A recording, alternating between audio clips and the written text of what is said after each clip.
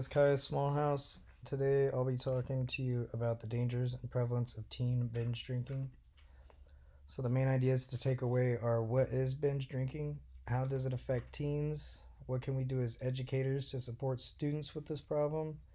And what other resources are available to help? So, binge drinking is described by the National Library of Medicine as reaching a BAC of over zero point zero 0.08 grams per deciliter, BAC being blood alcohol content. And they give a relative amount of drinks that typically an individual drinks to reach a BAC of that high. Um, High intensity binge drinking is described as consuming amounts 2 to 3 times more than that in the table, which is where you'll get blackouts or other dangerous effects, adverse effects from alcohol consumption. This is something to consider with teens because of their high risk behavior. Younger habitual drinkers are more likely to binge drink than older habitual drinkers who typically only consume on average about 3 drinks per episode. So, how does it affect teens? It hinders brain development and can have other physical effects. People who abuse alcohol in their teens are reported to be more likely to become overweight and have high blood pressure by the age of 24. But more importantly, it can cause permanent damage to the brain, increase the likelihood of mental illness. It affects your cognitive abilities of students. The damage to the hippocampus can cause behavior immaturity and memory loss and affect their learning skills. Other regions of the brain also get damaged that are related to impulsiveness and emotionality.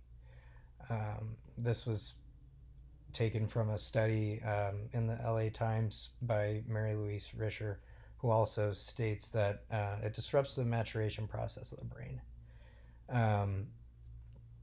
This is super important to educators as we're trying to promote brain development and develop their cognitive skills. So, also, alcohol use, it affects their sleep, and teens need even more sleep than other individuals, and less sleep increases their chance for depression disorders, and it decreases their cognitive function even further, aside from just the damage from the alcohol itself. So, what can we as educators do to help? Supportive adults in general can, in the student's life, can recognize the signs that something is wrong, and through mood changes, or if you are an educator, poor class attendance, low grades, changes in behavior. But it's important to stay proactive, communicating with each support communicating with each other and with the families to prevent the child from a path of further abuse. It's important to show them that you care as an adult in their life, and being a good source of information, whether it be with personal stories, or just simple facts, just to help them understand the dangers of their behavior and help them build an exit plan, help them find a way out of this routine behavior or habitual drinking. Other resources available are the SAMHSA 5 Conversation Goals handout with the link provided here.